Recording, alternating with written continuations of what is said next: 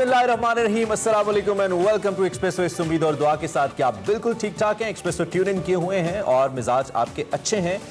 ये है अमला हसन और मैं हूं इमरान हसन और आज इनकी तबीयत थोड़ी सी नासाज है, इसलिए तबीयत नहीं, मेरा गला कुछ कम बोलने देंगे। हाँ, कम बोलने देंगे और क्योंकि मेरा गला बंद है तो इदारा पहले से ही माजूद खा है, लेकिन स्टिल उम्मीद करते हैं कि आपकी सुबह का आगाज बहुत अच्छा हुआ होगा और हम इस बात को मेक श्योर करेंगे कि आपकी सुबह अच्छी हो, क्योंकि रोज की बुनियाद पर हम आपके लिए बहुत सारी इन्फॉर्मेशन लेकर आते हैं, जहाँ पे वो इन्फॉर्मेशन कुछ सियासत से रिलेटेड होती है, जिसको बात करते करते हमारा मूड खराब हो जाता है, लेकिन कोई बात नहीं, फिर भी हम कोशिश करते हैं कि खुद भी हंसें, आपको भी हंसाएं। अच्छा जी, कुछ दिलचस्प बड़ी जबरदस्त खबरें आ रही हैं और कुछ दिन होते हैं जिसमें सोशल मीडिया ठंडा पड़ जाता है बिल्कुल। लेकिन फिर एक कोई ना कोई दिन पाकिस्तान में ऐसा आता है जिसमें सोशल मीडिया पे फिर एक भूचाल होता है। क्या है भूचाल? अब देखें, कल तो एक इस्लामाबाद के मुनाल रेस्टोरेंट के हवाले से लोग बड़े बेचारे परेशान हैं। कल कोर्ट ने एक फैसला दिया जिसके तहत मुनाल को सील किया गया।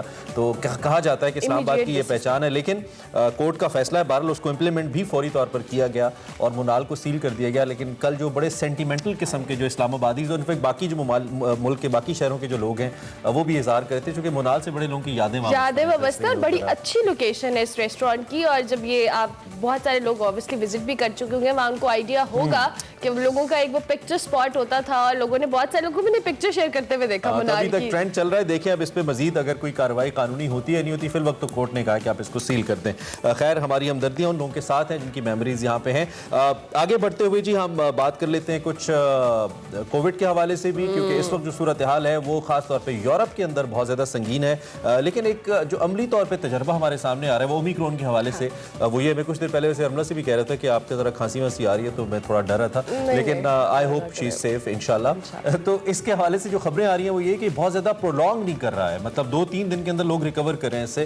अब अल्लाह करे सबके अंदर ऐसा ही हो, अगर ऐसा है तो ये अच्छा है। एक्चुअली बहुत सारे लोगों को मैं जानती भी हूँ जिनको दोबारा से कोविड हुआ है। तो मुझे और डर लग रहा है। ओहो, ये मैंने दूर के ममालिक की बात की है, मैं यूरोप की बात बता रही हूँ कि वहाँ पे किसी को ऑलरेडी कोविड हुआ था और ओमिक्रॉन हुआ है, तो उन्होंने रिकवरी रेशो जो था उनका बहुत बेहतर था, लेकिन चूंकि वो वैक्सीनेटेड भी थे। यहाँ ये पॉइंट हम मेंशन आपको जरूर करते हैं कि अगर आप वैक्सीनेटेड हैं तब आप इससे ज्यादा तौर पर रिकवर भी कर सकते हैं और सेफ भी रह सकते हैं और इसकी इंटेंसिटी जो है वो भी काफी हद तक कम हो जाएगी। नोवाक जोकोविच जैसा रवैया आप मत अपनाइए, वैक्सीनेशन जरूर करवाइए, दिस इज वेरी इंपॉर्टेंट। और दूसरी बात ये भी है कि एहतियात जरूर कीजिए। इस के हवाले से मैं अक्सर आपको बता रहा हूँ, कुछ लोग क्योंकि जो ही कोविड दोबारा से आता है, नया वेव उसका आता है, उसके साथ साथ नई नई मिथ्स भी आना शुरू हो जाती हैं। और अब की बार मिथ ये है कि जी ये तो हो नहीं रहा, अगर हो रहा है तो जल्दी ठीक हो रहा है, लेकिन इसका कतई मतलब नहीं है कि आप अपनी हेल्थ को डैमेज करें। तो बेहतर है ना मास्क पहन लें और वैक्सीनेशन करवा लें, ताकि आपके आसपास के लोग महफूज रहें। आपको शायद अगर कुछ भी ना हो, अल्लाह करे, लेकिन साथ वालों को नुकसान हो सकता है।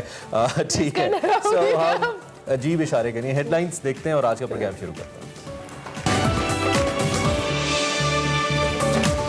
नवाज शरीफ की वापसी के मामले पर हुकूमत मायूस, जमानती शहबाज शरीफ के खिलाफ लाहौर हाई कोर्ट जाने का बड़ा ऐलान। महंगाई से अवाम खुदकुशियों पर मजबूर, वजीर आजम ने एक बार फिर पाकिस्तान को खित्ते का सबसे सस्ता मुल्क करार दे दिया। अवाम की जेब खाली है, ज़िमनी बजट जाली है। ऑपोजिशन लीडर शहबाज शरीफ की हुकूमत पर धुआंधार लफ्जी शेलिंग। कोरोना के हमले जितनी मर्जी बढ़ जाएं, हुकूमत का तालीमी इदारे और कारोबार बंद न करने का दो टोक पैगाम। कोरोना की सूरत हाल हर गुजरते दिन के साथ खराब, मरीजों की शरह में मुसलसल इजाफा, एहतियात ना की गई तो हालात संगीन हो सकते हैं, माहिरीन ने खबरदार कर दिया। Army chief general Qamar Javed Bajwa की जेर सदारत कोर कमांडर कॉन्फ्रेंस ISPR के मुताबिक बॉर्डर मैनेजमेंट और अंदरूनी सिक्योरिटी की सूरत हाल का जायजा लिया गया। क्या असली शहद की जदीद टेक्नोलॉजी की मदद से पहचान मुमकिन है? जानिए सेगमेंट साइंस एंड टेक में।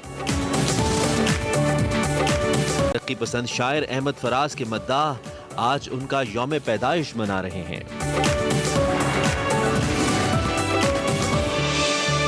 तो शायद कभी ख्वाबों में मिले, इस तरह सूखे हुए फूल किताबों में मिले, अब तो मिलते नहीं है किताबों में सूखे फूल। खैर, बड़ी खबर थी।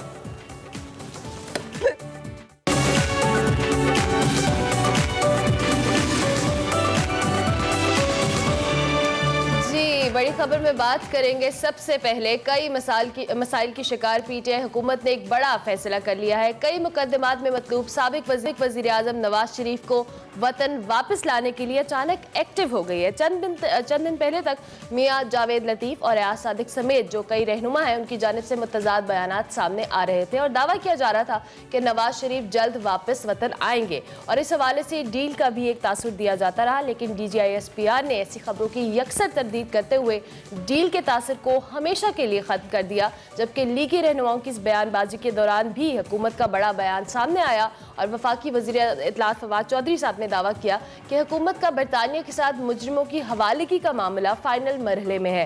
नवाज शरीफ खुद वापस नहीं आएंगे, हुकूमत उन्हें वापस लाएगी। बिल्कुल, लेकिन अब इस हवाले से हुकूमत ऐसा लगता है बज़ाहिर मायूस नजर आती है। नवाज शरीफ के जामिन शहबाज शरीफ साहब के खिलाफ कार्रवाई करने का फैसला किया गया है। वफाकी काबीना के इजलास के बाद वफाकी वज़ीर इत्तलात फवाद चौधरी ने यह बताया कि नवाज शरीफ को शहबाज शरीफ की जमानत पर बैरून मुल्क जाने की इजाज़त दी गई। 17 माह हो गए, कोई इलाज ही नहीं हुआ। बीमारी का ड्रामा रचाकर खुल्लम खुल्ला फ्रॉड किया गया और कानून का मजाक उड़ाया गया। उन्होंने अपोजिशन लीडर पर यह भी कहते हुए जोर दिया कि अब अपने बयान हलफी के मुताबिक नवाज शरीफ को वापस लाएं। बसूरत दीगर लाहौर हाई कोर्ट से दरख्वास्त करेंगे कि इस फ्रॉड पर शहबाज शरीफ को नाअहल करें और उनके खिलाफ कार्रवाई की जाए। दूसरी जानिब ये भी इतलात आ रही है कि सुप्रीम कोर्ट बार एसोसिएशन ने ताहयात नाअहली के खात्मे के लिए दरख्वास्त तैयार कर ली है, जिसे आइंदा चंद दिनों में सुप्रीम कोर्ट के सामने दायर किए जाने का इम्कान है। दरख्वास्त में विफाक को फरीक बनाया गया है और ये भी इस्तदा की गई है कि जो ताहयात नाअहली के उसूल हैं इसका इतलाक सिर्फ इंतखाबी तनाज़ात में इस्तेमाल किया जाए और आर्टिकल 184 और आर्टिकल 199 की जो है तशरीह वो की जाए। इसका फ़ायदा मुमकिन तौर पर जो ताहयात नाअहली का शिकार मुख्तलिफ सियासी रहनुमा हैं, जिसमें मेनली कायद नून लीग के कायद नवाज शरीफ साहब हैं, PTI के नाराज़ रहनुमा और सीनियर रहनुमा जहांगीर तरीन साहब हैं, उन पर भी हो सकता है। इस सारी सूरत हाल पे हमने एक्सपर्ट ओपिनियन लेने और हमारे मेहमान हमारे साथ मौजूद हैं, उनसे हम बात करते हैं। शहजाद इलाही साहब, उन शामदीद कहेंगे। बहुत शुक्रिया बैरिस्टर साहब कि आपने अर्ली इन द मॉर्निंग हमें एक्सप्रेसो में ज्वाइन किया।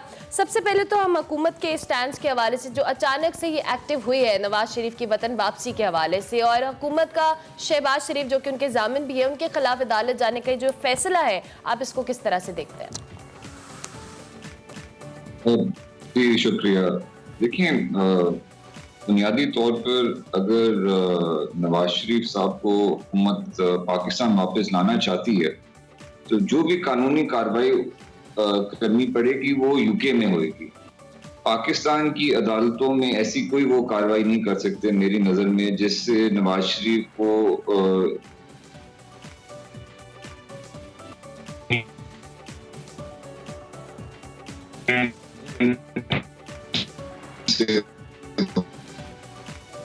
का इशू है बैरिस्टर साहब आपकी? अच्छा, नहीं, आपको सुन नहीं पा रहे हैं। थोड़ा सा बेहतर अगर आप अपनी डिवाइस को थोड़ा सा मूव करके और दोबारा से अपना मौक़िफ़, आपने ये कहा कि ये बरतानवी हुकूमत के तहत या उनके कानून के तहत तो कोई कार्रवाई की जा सकती है लेकिन पाकिस्तान की हुकूमत नहीं कर सकती, ऐसा ही है बैरिस्टर साहब? पाकिस्तान की अदालत के पास मेरा नहीं ख्याल इख्तियार है कि वो यूनाइटेड किंगडम से नवाज शरीफ को वापस लाने का कोई ऑर्डर पास कर सकती है। वो इन्फोर्सेबल ही नहीं होना यूनाइटेड किंगडम में। अगर बिलफर्जी ऑर्डर ले भी लें तो पाकिस्तान की जो अदालतों के ऑर्डर हैं वो यूके की कोर्ट्स या यूके की गवर्नमेंट ने तो नहीं मानने। तो इनको जो भी इकदाम लेने हैं नवाज शरीफ साहब को वापस लाने के लिए, they will have to go to the United Kingdom और ये उनको खुद पता है और ये मुज़ाकरात करते रहे हैं बरतानवी हुकूमत के साथ एक्सट्रेडिशन की। मेरे ख्याल के कुछ इनको वहां से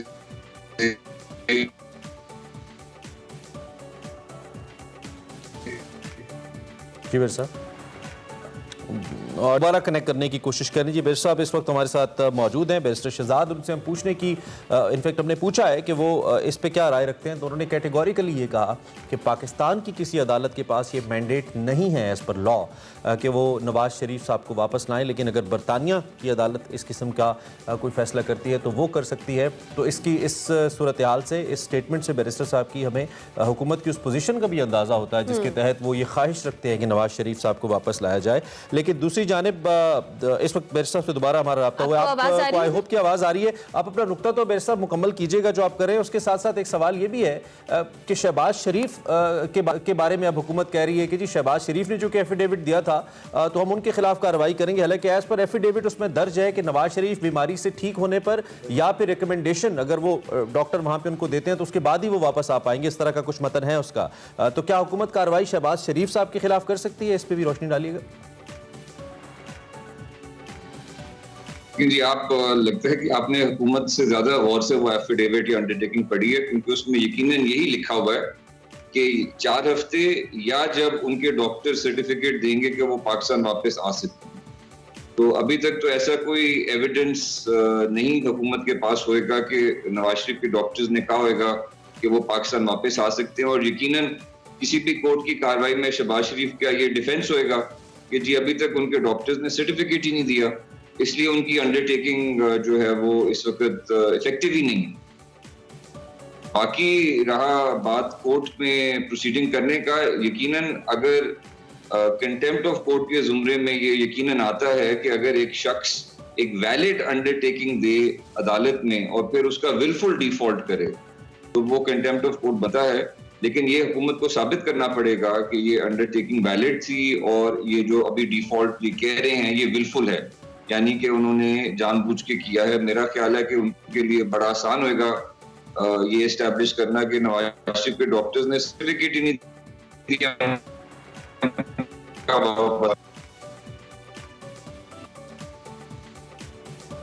ठीक है, अच्छा बैरिस्टर साहब, इससे पहले हमारा कॉन्स्टिट्यूशन ही ये कह, कॉन्स्टिट्यूशन के मुताबिक ही सुप्रीम कोर्ट ने फैसला किया है कि अगर आपने कोई मालूमात छुपाई हैं अपने इंतखाबी कागजात के अंदर और वो बाद में आप पे साबित हो जाती हैं तो आपके ऊपर आप नाअहली को फेस करते हैं। और सुप्रीम कोर्ट ने फैसला दिया as per law Nawaz Sharif साहब को ताहयात नाअहल किया गया, जहांगीर तरीन साहब को भी किया गया। ये 2 सियासी बड़े नाम हैं इसलिए हम इनका जिक्र कर रहे हैं। लेकिन अब सुप्रीम कोर्ट बार का जो इरादा है या जो सुप्रीम कोर्ट के सामने एक अभी एप्लीकेशन ले जाई जा रही है नाअहली के इस लॉ को तब्दील करने के लिए, इसकी हैसियत कानून के मुताबिक, चूंकि वो इसलिए बड़े सीनियर कानूनदान हैं जो कि लेके जा रहे हैं, आप समझते हैं कि सुप्रीम कोर्ट के लिए एज पर आर लॉ इस को कंसिडर करना आसान होगा या इसमें कुछ ऐसे सुकम मौजूद हैं जिस पे मसाइल हो सकते हैं, इतना आसान नहीं होगा इसको ओवर रूल करना नाअहली वाले मामले को? ये 2 पहलू हैं। पहला पहलू तो ये है कि सुप्रीम कोर्ट के माजी के जो मर्जी फैसले हों, सुप्रीम कोर्ट ये इख्तियार रखती है कि किसी भी वक्त वो नजरसानी कर ले माजी के फैसलों पर, उनको तब्दील कर ले, उनको इम्प्रूव कर ले, उनको चेंज कर ले। ये तो सुप्रीम कोर्ट के इख्तियारात हैं। लेकिन क्योंकि लिटिगेशन का एक इख्तिताम भी होना होता है, इसलिए आइन और जो रूल्स बने हैं उसके तहत सुप्रीम कोर्ट के वो फरीकैन को ये इख्तियार नहीं देते कि बार बार वो सुप्रीम कोर्ट में दरखास्तें दें। इसलिए जब एक रिव्यू पिटिशन डिसमिस हो जाए एक पहलू पर तो वो शख्स फिर दूसरा रिव्यू नहीं फाइल कर सकता। सुप्रीम कोर्ट के पास इख्तियार है कि वो सुओ मोटो कभी भी मामलात को फिर देख ले और उनको रिविजिट कर ले। अभी रिसेंटली एक फैसला आया होगा, आपकी भी नजर से गुजरा होगा, जब सैक्ड एम्प्लॉइज जो एक्ट था जो सुप्रीम कोर्ट ने पिछले साल अनकॉन्स्टिट्यूशनल डिक्लेयर कर जो मुलाजमीन उसके तहत बहाल किए थे पीपल्स पार्टी की हुकूमत ने, सुप्रीम कोर्ट के फैसले से वो सारे फिर जॉबलेस हो गए। बेतहाशा रिव्यू पिटिशंस फाइल हुई। सुप्रीम कोर्ट ने रिसेंटली सारी रिव्यू पिटिशंस डिस्मिस करते हुए लेकिन अपना सुओ मोटो इख्तियार अंडर आर्टिकल 184(3) इस्तेमाल करते हुए फिर भी उन मुलाजमीन को बहाल कर दिया। तो सुप्रीम कोर्ट के पास तो ये भी इख्तियार है कि वो रिव्यू डिसमिस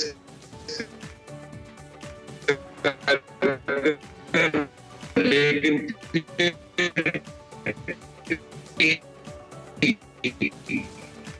दोबारा से है, लेकिन मैं कोशिश करता हूं कि दोबारा से। अच्छा तो चलें, ये आपने बड़ा कैटेगोरिकली आपने, थैंक यू वेरी मच कि आपने हमें इस हवाले से बता दिया। आगे बढ़ते हुए अब हुकूमत के पास ऑप्शंस क्या हैं फिर? Let's suppose if we talk about the options, पहले वाले जो ऑप्शन हुकूमत कह रही है, ये जो फवाद चौधरी साहब आके मीडिया का खबर का पेट भरने के लिए कह देते हैं, आपने कहा कानूनी तो उसकी हैसियत लगती नहीं है, ऐसा है कि हुकूमत फौरन ही इससे नहीं इसको डिफेंड कर पाएगी। तो ऑप्शंस क्या है हुकूमत के पास बैर साहब? नवाज शरीफ बैक आए थे, उनके पास सिर्फ यूके गवर्नमेंट पिछले दिनों आप देख रहे होंगे सन 2021 में काफी खबरें चल रही थी कि कोई फॉर्मल एक्सट्रेडिशन ट्रीटी साइन होने को जा रही है between the UK government and Pakistan government. May be अगर वो साइन हो जाए और नवाज शरीफ का केस उस ट्रीटी के किसी जुमरे में आ जाए तो वो कोई फॉर्मल तरीका होगा उसको उनको वापस लाने का। Otherwise case to case basis पर, क्योंकि Nawaz Sharif is a politician, is a 3-time prime minister, and there is an element of political victimization in his cases. I think on a standalone basis, UK government शायद इतनी sympathetically हुकूमत की दरख्वास्त को शायद ना देख सके।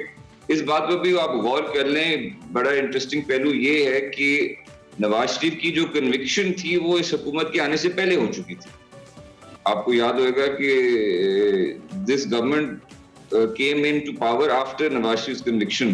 तो इस हुकूमत को नवाज शरीफ की कन्विक्शन का तो क्रेडिट मिलना नहीं चाहिए, लेकिन इनको इंग्लैंड भेजने का क्रेडिट ही हुकूमत ले सकती है, क्योंकि जिस तरह इन्होंने शायद कंटेस्ट करना चाहिए था नवाज शरीफ की बेल को और बैरून मुल्क जाने की दरख्वास्त को, और ये जिन ऑर्डर्स का ये जिक्र कर रहे हैं इनको मुझे जहाँ तक याद है इन्होंने अपील भी नहीं किया। तो जब आप एक फैसले से अग्रीव्ड हों और आप अपील ना करें तो वो बड़ा कुछ बता देता है। शायद उस वक्त हुकूमत की अपनी भी टैसिट सपोर्ट थी नवाज शरीफ का बैरून मुल्क जाने की। अब वो 17 महीने बाद उनको लगता है कि गलती हो गई और इस वक्त वो फिर अदालतों में रुजू कर रहे हैं। It's a little bit too late. ठीक है, वैसे मुख्तसरन ये भी बता दें कि ये जो नाअहली के हवाले से दरख्वास्त है, नाअहली के खात्मे के लिए जो दरख्वास्त बार एसोसिएशन ने तैयार की है, in case if it goes to the Supreme Court, honourable Supreme Court, कितना वक्त आप इसमें समझते हैं लग सकता है? वैसे तो ये सवाबदीद के ऊपर है सुप्रीम कोर्ट की, लेकिन आपकी कानूनी एक्सपर्टीज को मद्देनजर रखते हुए कितना वक्त इसमें लग सकता है कि फैसला आए? आपको क्या लगता है? ऐसी दरखास्तें अमूमन तो इनिशियली एंटरटेन ही नहीं होती। अच्छा। कभी आप रीजनल जुरिस्डिक्शन में कोई देते हैं दरखास्त 1843, नॉर्मली रजिस्ट्रार इनको रिटर्न कर देता है विद एन ऑब्जेक्शन कि आप किसी कोर्ट ऑफ कॉम्पिटेंट जुरिस्डिक्शन में जाएं, या इन दिस केस शायद एज अ सेकंड रिव्यू वो कहें कि ये टाइम पार्ट है बाय लॉ।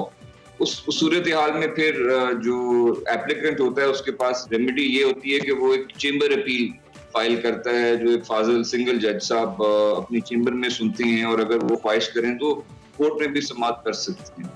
ये इतना आसान नहीं होना कि ये फाइल करें और केस लग जाए और केस चल जाए। आई थिंक कुछ ना कुछ अभी हर्डल्स आएंगे, और अगर वो इनकी चेंबर अपील डिसमिस हो जाए तो मेरा ख्याल है कोई और रेमेडी लॉ नहीं प्रोवाइड करता।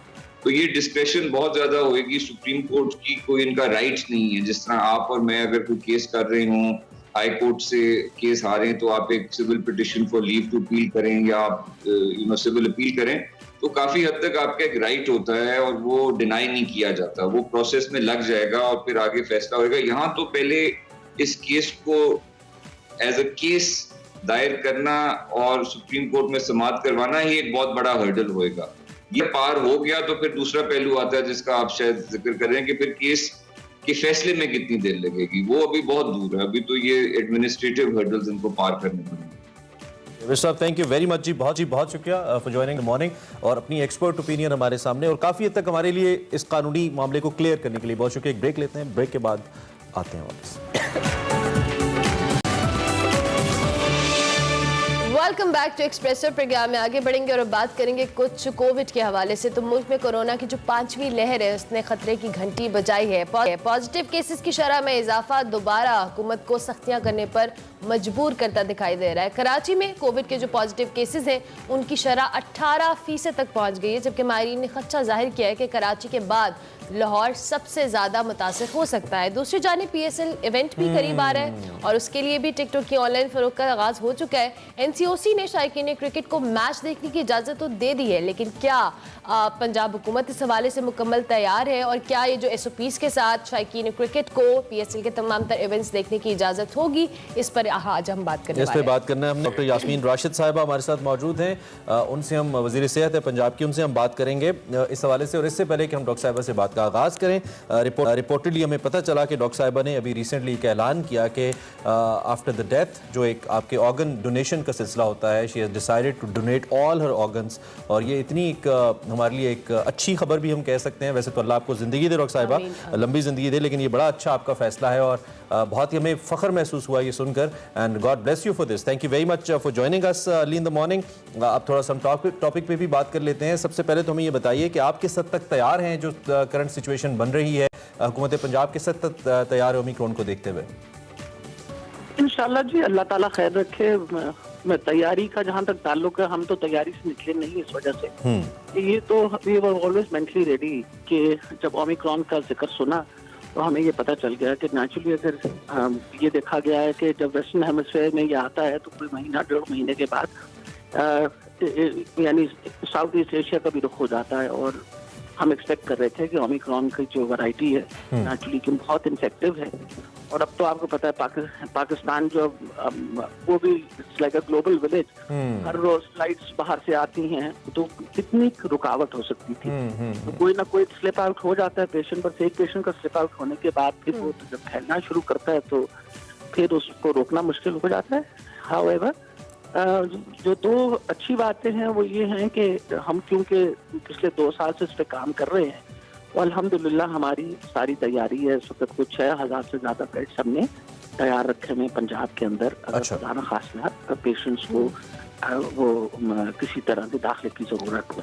ठीक हो गया। इसी तरीके से वेंटिलेटर्स भी तैयार हैं, ऑक्सीजन के टैंक्स हमने बल्कि बाकायदा नए ऑक्सीजन टैंक्स लगवा लिए हैं। और कुछ अस्पतालों में जैसे मेयो वगैरह में ऑक्सीजन खुद जो प्रोड्यूसिंग प्लांट्स हैं वो भी लग गए हैं। अच्छा, एक कोशिश जी वहाँ एक वजह ये है कि तैयारी ओवर दिस 1.5 ईयर हमने एक्सपीरियंस यही किया है कि किन चीजों की जरूरत होती है। ऑक्सीजन की जरूरत होती है, और जो मेडिसिन तो आपको पता है कि सिर्फ सपोर्टिव थेरेपी मिलती है और बाकी जो उसके खास मेडिसिन हैं वो हमारे पास सब अवेलेबल है। ठीक हो गया। लेकिन अभी तक जो ओमिक्रॉन के बारे में पता चला है जी, जो अभी तक स्टेटिस्टिक्स आ रहे हैं इंटरनेशनली, वो ये है कि उसकी शिद्दत शायद बाकियों से कम है। और फिर दूसरी अहम, हाँ अल्हम्दुलिल्लाह, बिकॉज अभी भी हम जो एडमिशंस देख रहे हैं ना हॉस्पिटल्स के अंदर, उनकी तादाद उस तरह नहीं है जिस तरह पिछली वेव्स के अंदर।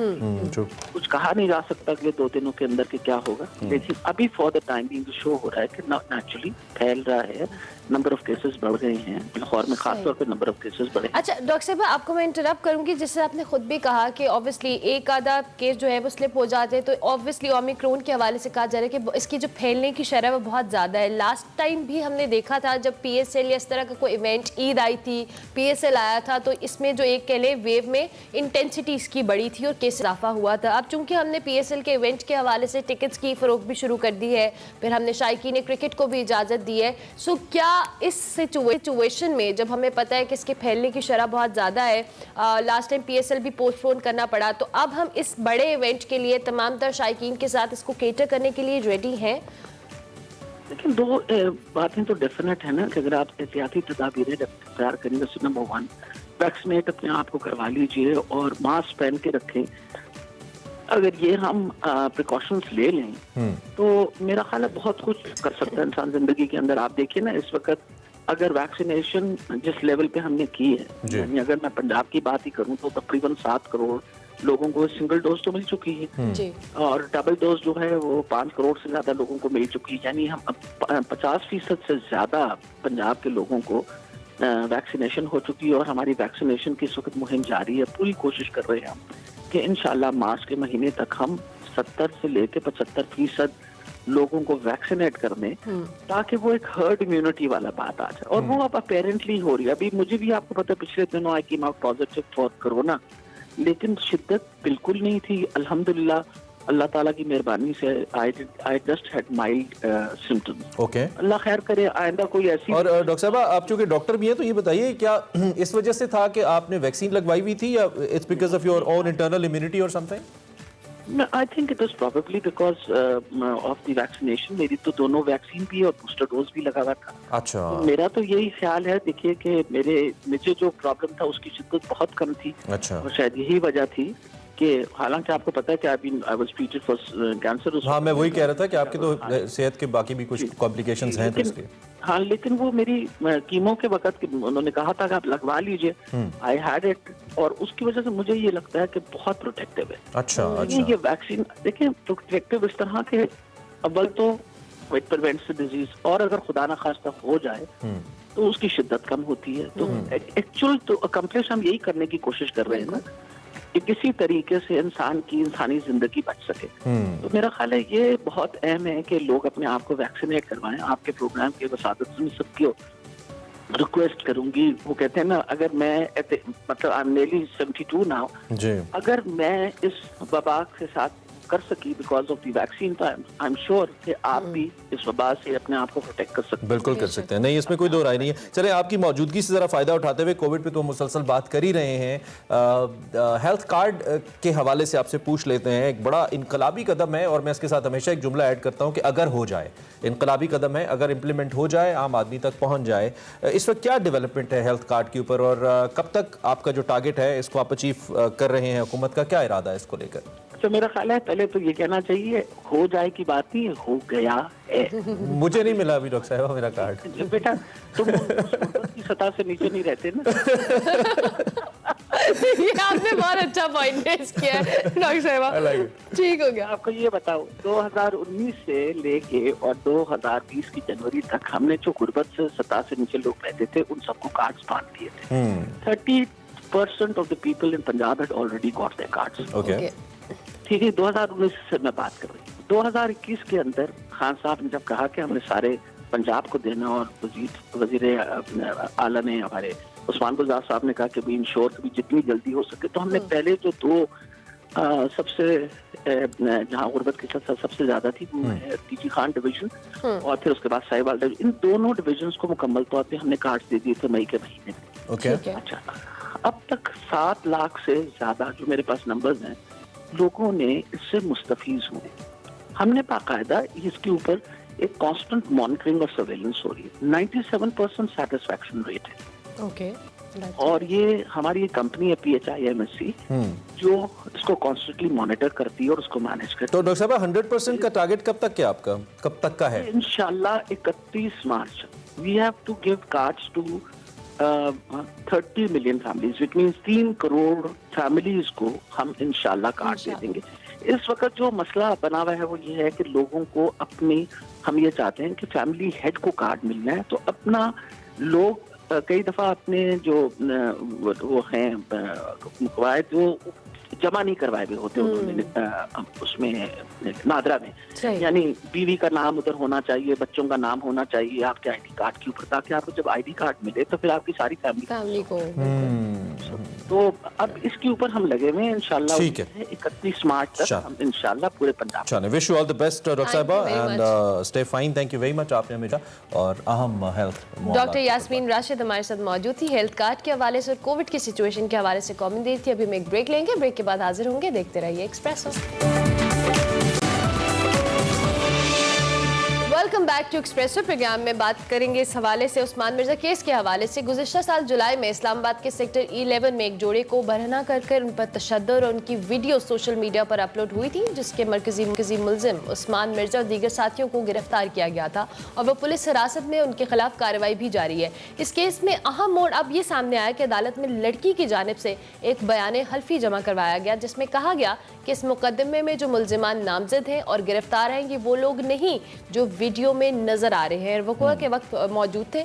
और बयान हल्फी के मुताबिक गिरफ्तार शुदा मुलजिमान में से किसी ने ना तो उनके साथ कोई ज़बरदस्ती की, ना ही कोई ज़बरदस्ती वीडियो बनाई और ना ही उन्हें बेलिबास किया गया।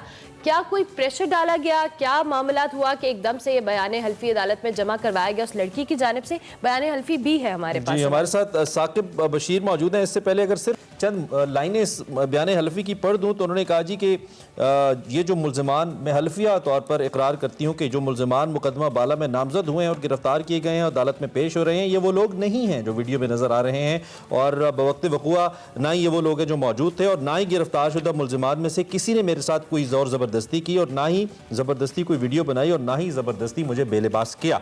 तो इसके अलावा जो इसकी तीसरी शिक है वो बड़ी अहम है कि मुकदमा हाज़ा में गिरफ्तार नामजद शुदा अफराद में से किसी के खिलाफ किसी भी किस्म की कोई कार्रवाई नहीं करना चाहती। अब इसमें जो सबसे अहम मामला है साकिब से जो हम पूछेंगे वो एक तो ये कि इसमें जो मुद्दई है वो स्टेट है, वो पुलिस है और एविडेंस भी पुलिस ने कलेक्ट किया, नंबर 1। नंबर 2, जिसकी वीडियो है उसकी फॉरेंसिक करवाई गई है और वो ऑफिशियल है, जिसमें ये तस्दीक की गई है कि वीडियो हकीकत पे मबनी है। और तीसरा सबसे अहम मामला ये है कि लड़की मजिस्ट्रेट के सामने बयान दे चुकी है, जिसकी कानूनी बहुत तगड़ी हैसियत होती है। साकिब, ये जो सिनेरियो इस वक्त बना है, सबसे पहले तो इसका बैकग्राउंड कोई आपको पता हो वो आप हमें बता पाएं, और केस की हिस्ट्री पे भी अगर आप बात करना चाहें जो आपके पास लेटेस्ट है, प्लीज आगाह कीजिएगा। जी बहुत शुक्रिया। एक वकील थे हसन जावेद शोरश, हम करें तो डे 1 से 6 जुलाई उनसे जब बात हुई तो उनका ये कहना है। अच्छा साकिब, आपके माइक का थोड़ा सा इशू है, अगर आप माइक की वाइड बेहतर कर लेंगे या थोड़ा कैमरामैन से कह दें, क्योंकि आपकी ऑडियो ब्रेक हो रही है, ताकि फिर आप अपनी बात को, जी आप बोलिएगा, कंटिन्यू कीजिएगा। जी, उस जो वकील हैं हसन जावेद शोरश, जो इस मुतासरा लड़की और लड़के के वकील थे, उनका यह कहना है कि 3 दिन पहले उनकी मुलाकात हुई थी इनसे और 2 रोज कबल इनसे टेलीफोन पर राब्ता भी हुआ था। आखिरी लम्हे तक वो कहते हैं कि हमें बिल्कुल मुझे नहीं पता था, बल्कि मैंने जो बयान देना था कोर्ट के सामने उन्होंने उनकी तैयारी भी इनको करवाई थी, उनको बताया था आपने जिस तरह मतलब कानूनी चीजें होती हैं वो बताना जरूरी होता है। इस तरह के लोग जब वो कोर्ट के सामने बयान देने के लिए जाते हैं तो उनका यह कहना था कि ये सारी तैयारी करवा चुके थे। कल सुबह 9 बजे जब पेश होना था तो एडिशनल सेशन जज अतार रब्बानी पूछ रहे थे इनसे कि आप अभी तक आपके जो मुतासरा लड़का और लड़की जिन्होंने बयान रिकॉर्ड कराना है वो क्यों नहीं आए। वो कहते हैं कि तकरीबन 5 घंटे में राब्ते करता रहा, इनसे राब्ता नहीं हुआ, तो अचानक 2 बजे ये कचहरी में आए और एक नए वकील जो हैं उनका वकालतनामा दिया और साथ ही लड़के और लड़की ने ये बयान हल्फी भी जी अदालत के सामने पेश कर दिया। जो इमरान हसन साहब ने बात की कि जो वीडियो है वो बड़ा इंपॉर्टेंट है कि इस बयान हल्फी में वो ये कह रहे हैं कि जो लोग वीडियो में नजर आ रहे हैं वो ये नहीं है जो मुल्जम अदालत के अंदर खड़े हैं, क्योंकि ये सारे मुल्जमान जितने भी गिरफ्तार हैं वो अदालत के अंदर कल खड़े थे। तो ये बड़ा एक टेक्निकल पॉइंट है। वीडियो है वो फोटोमेट्री एक टेस्ट होता है लाहौर से, मुल्जमान को इस्लामाबाद से लाहौर ले जाया गया था, वहां पे ये टेस्ट हुआ था, उसमें ये साबित हो गया था कि जो वीडियो में लोग नजर आ रहे हैं वो वही हैं जो पुलिस ने गिरफ्तार किए हुए हैं। सही। तो ये पॉइंट जो है शायद ये इनके खिलाफ जाएगा। ठीक हो गया। अच्छा साकिब साहब, दूसरी कि जिस तरह से पहले मजिस्ट्रेट के आगे लड़की बयान दे चुकी है कि इसके साथ ये वाकया पेश आया और ये तमाम तर गवाहान की मौजूदगी में सारे मामलात हुए, अब जो ये सिनेरियो हुआ कि जिसमें इनको एक बयान हल्फी जमा करवाया गया जिसमें उन्होंने इस बात से बिल्कुल इनकार कर दिया कि वो लोग भी नहीं है, मेरे साथ ऐसा कोई मामला भी नहीं हुआ, तो क्या इस सिनेरियो में अदालत जो उस्मान मिर्जा और उसके साथियों के खिलाफ जो केस है, क्या वो केस खत्म हो जाएगा या उसकी कानूनी हैसियत क्या होगी? इस हवाले से भी ये बताइएगा। बज़ाहिर ऐसा नहीं लगता कि केस खत्म होगा, केस कुछ कमजोर हो सकता है, लेकिन इसमें दूसरा पॉइंट जिसकी निशानदेही आप कर रहे हैं कि इससे कबल यही लड़का और लड़की 164 की एक स्टेटमेंट दे चुके हैं, जिस स्टेटमेंट की कानूनी तौर पर बहुत वैल्यू होती है, वो जो स्टेटमेंट होती है वो भी ऑन ओथ होती है। कल जो स्टेटमेंट दी गई वो भी ऑन ओथ थी। जब 164 की स्टेटमेंट मजिस्ट्रेट लेता है तो उसमें बाकायदा तौर पर यह बताया जाता है कि आप पर कोई किसी किस्म का कोई प्रेशर तो नहीं, बल्कि मजिस्ट्रेट टाइम देता है, वक्त देता है कि आप सोच लें, आप जो बयान देने जा रहे हैं कल आपके हक में या आपके खिलाफ इस्तेमाल हो सकता है। तो वो बाकायदा तौर पर वो स्टेटमेंट ऑन रिकॉर्ड है। इन्होंने तब भी ओथ दिया था कि वो स्टेटमेंट दी थी और इन अक्यूज के खिलाफ स्टेटमेंट दी थी, और कल भी ओथ पे ये बात की कि ये हमारे जो है वो मुल्जमान नहीं है। तो ये 2 पॉइंट्स जो हैं ये शायद इस केस को मजबूत भी करेंगे। और दूसरा इसमें क्योंकि लड़की और लड़के ने तो FIR दर्ज ही नहीं करवाई थी, ये 18-19 नवंबर की दरमियानी रात 18-19 नवंबर 2020 का वाकया था। 6 जुलाई को ये वीडियो वायरल हुई थी और पुलिस की मुद्दत में SHO थाना गोल्डा आसम गफार की मुद्दत में ये केस जो है वो मुद्दत में केस बना था, वो तो पहले ही इसमें मुद्दई नहीं थे। इसलिए ये 2 पॉइंट्स ऐसे हैं शायद ये इनके अगेंस्ट जाएंगे। अच्छा, ये आपने बड़ा एक तो कैटेगोरिकली हमें बहुत अच्छे तरीके से आपने आगाह किया। दूसरा, आप शुरू से इस केस को चूंकि फॉलो भी कर रहे हैं, एक तो आपने उस कन्फेशन की बात की और दूसरा आपने कहा कि ये इनके खिलाफ जा सकता है जो इन्होंने पहले बयान ऑन ओथ दिया, और दूसरा ये कि जब कोर्ट के सामने उन मुल्जिमान को पहचानने से इनकार किया जिनकी साइंटिफिक जो अप्रूवल है वो भी माहिरीन दे चुके हैं और पुलिस के पास बड़ा सॉलिड एविडेंस है। इस्लामाबाद पुलिस ने बड़ी मेहनत की है साकिब इस केस के ऊपर, आप यकीनी तौर पे खुद भी इस बात को विटनेस आपने किया होगा, और ये बहुत एक टेस्ट केस भी था जिस तरह का ये वाकया था। लोग कल से बड़े डिस्करेज हैं इस सारी सूरत हाल को देखते हुए, और अब अगर ये मामला इस लड़के और लड़की के खिलाफ जाता है, इन्हिराफ का, अगर वो अपने बयान से मुनहरिफ होते हैं, तो उसमें फिर क्या कोई कानूनी पहलू मौजूद है कि इन्हीं के खिलाफ कार्रवाई की जाए कि उन्होंने मिसकंडक्ट किया है अपने बयान से, जो दोनों उन्होंने ओथ के ऊपर दिया, हल्फिया दिया, उससे वो पीछे हैं? इस पर भी कोई आपके इल्म में है बात? जी, इस हवाले से मुख्तलिफ जो कानूनी माहिरीन हैं उनसे मेरी बात हुई है। उनका ये कहना है कि ये अब इसी तरह केस ट्रायल आगे चलता रहेगा। जो जजमेंट आएगी उस जजमेंट में कुछ ऐसी चीजें हो सकती हैं अदालत समझे, क्योंकि कानूनी तौर पर अदालत के पास रास्ता मौजूद हो, कानून भी मौजूद है कि अगर जो है वो गलत या झूठा जो है कर वो मुनारिफ हो जाए तो वो भी उसके अगेंस्ट जो है वो जा सकता है। लेकिन अदालत जब जजमेंट आएगी, इस जो केस है इसकी 28 फरवरी जो डेडलाइन है इस्लामाबाद हाई कोर्ट ने दी है कि 28 फरवरी से पहले आपने केस को डिसाइड करना है। तब जो जजमेंट आएगी उस जजमेंट में अदालत ये बताएगी कि जो मुल्जमान को क्या रिलीफ दिया जा सकता है या नहीं, और दूसरा जो इन मुतासरा लड़का जी साकिब क्या इनके खिलाफ कोई एक और पॉइंट भी वाज़ेह कीजिएगा, क्या जो मुल्जिमान गिरफ्तार हुए थे इन्होंने भी कन्फेस किया था कि मामला हम ही ने किया है? क्या इनकी कन्फेशन भी मौजूद है या नहीं ली गई थी? इनकी हद तक जो कन्फेशन है वो 161 का बयान जो तफ्तीशी अफसर के सामने पुलिस लेती है उसकी इतनी लीगल वैल्यू नहीं होती। 164 के बयान की लीगल वैल्यू बहुत ज्यादा होती है, लेकिन 164 का बयान मुल्जमान की हद तक मौजूद नहीं है। लेकिन इनकी हद तक जो अब सिनेरियो बन रहा है, अब अदालत इसको डिटरमिन करेगी कि मुल्जमान का और जो विक्टिम्स हैं इनका फ्यूचर क्या है। ठीक हो गया, अदालत अब तय करेगी कि इनका क्या फ्यूचर है। बहुत शुक्रिया साकिब कि आपने हमें इस इंपॉर्टेंट टॉपिक पर, ऑब्वियसली ये बहुत इंपॉर्टेंट केस है, सोशल मीडिया पे बहुत ज्यादा हाईलाइट हुआ था, उसके बाद ये केस सामने आया और वीडियोस आई, पूरी कौम इस कपल के पीछे खड़ी हुई है, इस लड़की के लिए पूरी कौम ने हमदर्दियां की। अब वो फाइनेंशियल कोई इंटरेस्ट है इनके, जो बजाय लगता है कि शायद पैसे ले लिए हैं या फिर प्रेशर डाला गया है, प्रेशर कम लगता है, पैसे ज्यादा लगते हैं, फील ऐसे होता है, लेकिन कोर्ट ने डिसाइड। लेकिन आई वंडर कि ये मुल्क उस्मान मिर्जा और शाहरुख जतोई जैसे लोगों के लिए ठीक है, यहाँ पर जो अभी हमने सिचुएशन देखी है उसमें तो ये बजाय ऐसा नहीं लग रहा है। लेकिन इस्लामाबाद पुलिस ने इसमें बहुत अच्छा काम किया और हम we wish you good luck Islamabad police के, आपके हक में ये फैसला है और उस्मान मिर्जा को सजा।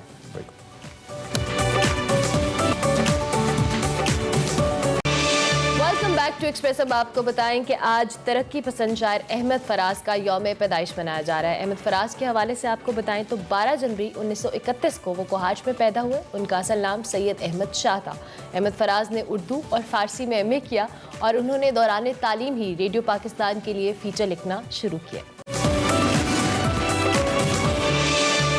आवाम की जेब खाली है, ज़िमनी बजट जाली है। ऑपोजिशन लीडर, मैंने नहीं ये नारा मुतारिफ करवाया, शहबाज शरीफ साहब ने पार्लियामेंट में नया नारा लगा दिया है। ऑपोजिशन लीडर शहबाज शरीफ के लहजे में मुसलसल तलखी देखने में आ रही है। कौमी असम्बली में ज़िमनी बजट पर बहस के दौरान शहबाज शरीफ ने एक बार फिर हुकूमत को आड़े हाथों लिया। मईशत से मुतल्लिक वज़ीर आज़म को उनके माजी के बयानात याद कराए और इल्ज़ाम लगाया कि IMF के सामने डट जाने के दावे करने वाले प्राइम मिनिस्टर इमरान खान ने $1 अरब के लिए घुटने टेक दिए। गुर्बत और बेरोजगारी के सताए अवाम पर ज़िमनी बजट के जरिए 350 अरब रुपए के टैक्स का बोझ डाला जा रहा है। वफाकी वजीर असद उमर साहब ने पलट कर वार किया, करप्शन के इल्जामात दोहराए और सवाल उठाया कि जब नून लीग की हुकूमत गई तो क्या मुल्क में शहद की नहरें बह रही थी।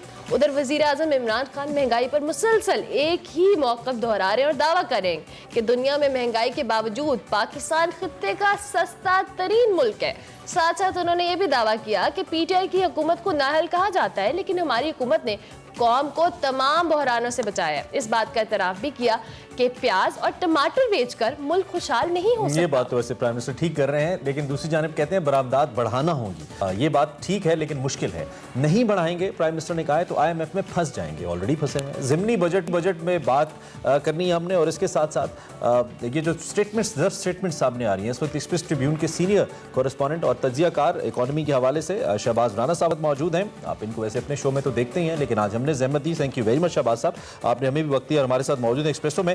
सबसे पहले तो मैं आपने जो एक रिपोर्ट छापी है वर्ल्ड बैंक की, ग्लोबल इकोनॉमिक्स प्रोस्पेक्टस रिपोर्ट, जिसके मुताबिक World Bank once again predict कर रहा है कि हमारी जो ग्रोथ है वो 3.4% रहेगी। हमारी अपनी हुकूमत ने कहा था, प्रेडिक्ट किया था 4.8% पे आई बिलीव। और कल असद उमर साहब ने कहा कि जब मुल्क के साल के इख्तिताम पे हम आपको मुआशी आशारियत देंगे, शहबाज शरीफ को मुखातिब करते हुए उन्होंने कहा, तो ये 5% या उससे भी ज्यादा होगी। तो इसमें हकीकत क्या है? इस फिगर को देखते हुए आप अपना तजिया इस हवाले से हमारे सामने रखिए। पहले तो आप दोनों का बहुत शुक्रिया। देखिए, वर्ल्ड बैंक का एक हिस्टोरिकली प्रॉब्लम रहा, इनके जो ग्रोथ के एस्टिमेट्स और इवन के जो फोरकास्ट भी होते हैं वो रिलेटिवली कंजर्वेटिव होता है, ये नंबर थोड़ा सा कम लेते हैं। और दूसरा, इवन के पिछले साल का जो पाकिस्तान का जीडीपी ग्रोथ रेट था वो 3.94% था, रफली 4% कह लीजिए। उसके अभी कुछ ऑब्जर्वेशन थी कि ये थोड़ा सा ज्यादा बताया, उसको भी जो वर्ल्ड बैंक है वो अभी तक एक्सेप्ट उस तरह नहीं कर रहा है, अभी भी उसको 3.5% दिखा रहा है। अगले ये वाला जो माली साल है इसमें उनकी, जैसे आपने बताया कि 3.4% की ग्रोथ रेट है, तो बेसिकली वर्ल्ड बैंक ये कह रहा है कि 4% से कम होगी, ग्रोथ 3.5% पे आ जाएगी। और असल का आपने बता दिया वो 5% प्लस की बात कर रहे हैं, जो रियलिस्टिक नंबर होगा दैट विल बी अराउंड 4.5%। अब इसमें इम्पोर्टेंट ये है कि अगर पाकिस्तान का ग्रोथ रेट 3.5 या 4.5% भी होता है और आपकी जो इस वक्त महंगाई की शरह है वो 12% से भी ज्यादा है और जो अनएम्प्लॉयमेंट रेट है वो काफी ज्यादा है, वैसे तो हम उसको 6% के आसपास दिखाते हैं, ऑफिशियली वो गलत नंबर है, लेकिन अगर आपके मुल्क में बेरोजगारी ज्यादा हो, महंगाई आपकी जो तकरीबन 3 गुना ज्यादा है आपके ग्रोथ रेट से, तो मतलब ये कि country is in a stagflation situation, जहां पे फिर ऐसी सूरत हाल में लोगों के जो वेजेस हैं वो उनकी आमदन है वो कम होना शुरू हो जाती है और महंगाई में मजीद इजाफा होना शुरू हो जाता है। ये पॉलिटिकल स्टेटमेंट्स तो आपने बता दी, शहबाज शरीफ साहब की, असद उमर साहब की एज अ मैटर और प्राइम मिनिस्टर इमरान खान साहब की, बल्कि इमरान खान साहब ने जो कल बात कही कि जी अगर बरामदत ना बढ़ी तो हमें फिर शायद IMF में जाना पड़ जाएगा, तो ये क्या बात कर रहे हैं? इन्होंने तो हमें ये गारंटी दिलवाई थी कि आप कड़वी गोली खा रहे हैं और ये पाकिस्तान की तारीख का आखिरी IMF प्रोग्राम होगा, तो अभी से इन्होंने अगले प्रोग्राम के लिए ग्राउंड बनाना शुरू कर दिया है। मेरा ख्याल ये वाली जो इमरान खान साहब की स्टेटमेंट है इसको सीरियस लेना चाहिए और बल्कि उसको इसको डिस्कस करना चाहिए। मैं भी कोशिश करूंगा इसको अपने प्रोग्राम में लेके जाऊं, लेकिन ये इस बात को इतना लाइट नहीं लेना चाहिए। ये फिर आहिस्ता आहिस्ता एक प्रोपेगेंडा शुरू हो जाए। देखे जी इंटरनेट कल ये कहेंगे जी कि आलमी हालात ऐसे हो गए, वायरस आ गया, बरामदात भी बड़ी, मंडियां बंद हो गई, तो इसलिए अब के पास जाने के अलावा चारा कोई नहीं। तो शहबाज, हमें ये बात समझ नहीं आती, आपका तो क्योंकि सब्जेक्ट है, आप तो इस पे मुसलसल भी रहते हैं, काम भी कर रहे होते हैं। एक जानिब मुसलसल हुकूमत ये कहती है कि मुआशी आशारिये बेहतर है, आप हमारे फॉरेन एक्सचेंज रिजर्व्स उठा लें, टेंसेस उठा लें, हमने ट्रेड डेफिसिट के ऊपर काम किया है, बरामदात हमारी पहले से कोई $1 अरब हमने बढ़ा दिए हैं, ये जो बिल बन भी रहा है कुछ इंपोर्ट्स का, ये भी इंपॉर्टेंट इंपोर्ट्स है, चूंकि मशीनरी आ रही है, ये भी तरक्की का जामिन है, टैक्स कलेक्शन हम 6,000 अरब कर रहे हैं, यानी कि फिगर्स हम देखते हैं तो हुकूमत हमें एक जन्नत में पहुंचा देती है। और आप जैसे एक्सपर्ट्स जब इसका जब कच्चा चट्टा खोलते हैं तो हमें पता लगता है कि नहीं, या तो इन फिगर्स को फोर्स फिगर्स के तौर पे सामने रखा गया या हमें कहीं ना कहीं हमें धोखा दिया जा रहा है आवाम को। तो ये हकीकत कैसे खुले हमारे सामने शहबाज साहब? बेसिकली मसला ये है कि हुकूमत, कोई भी हुकूमत हो, चाहे इमरान खान साहब की हो या नवाज शरीफ साहब की, तो ये पूरा सच नहीं बताती। तो जब इनको पूरा सच बताते हैं तो ये आगे से फिर फेक न्यूज का इल्जाम लगाना शुरू कर देते हैं। पूरा सच ये है कि इनकी जो बरामदात है वो उस तरीके से नहीं बढ़ रही जिस तरीके से बढ़नी चाहिए थी। बल्कि आपको एग्जांपल दे देता हूँ, जो इकोनॉमिक स्ट्रेटेजी ग्रुप है, प्राइम मिनिस्टर साहब ने उसकी मीटिंग कॉल की थी लास्ट गालिबन थर्सडे को या वेडनेसडे को, तो उसके अंदर वहां पे ये बात हुई जी कि प्राइम मिनिस्टर साहब को बड़ी मुबारकबादें दी गई कि देखें जी बरामदात में इजाफा हो रहा है। तो मीटिंग में बैठे जो एक मेंबर थे उन्होंने प्राइम मिनिस्टर साहब को रिमाइंड करवाया कि जनाब आपकी जो बरामदात में इजाफा हुआ है 5-6 माह के अरसा में, उसमें 90% इजाफा इस वजह से हुआ है कि आलमी मंडी में उन अशिया की जो कीमतें थी बढ़ गई थी। अच्छा। जो आप एक मकदार थी जो पाकिस्तान बाहर पहले एक्सपोर्ट कर रहा था, उसमें सिर्फ कोई 10% इजाफा हुआ, तो ज्यादा खुश होने की जरूरत नहीं है। अगर दूसरी साइड पे पाकिस्तान की जो इम्पोर्ट का बिल है अगर भी इतना बढ़ रहा है, तो उसके पीछे भी अगर हुकूमत कहे कि जी नहीं, इम्पोर्ट तो इसलिए बढ़ रही है कि आलमी मंडी में तेल की कीमतें बढ़ गई, कमोडिटीज की बढ़ गई, तो इम्पोर्ट्स भी इसलिए बढ़ रही है।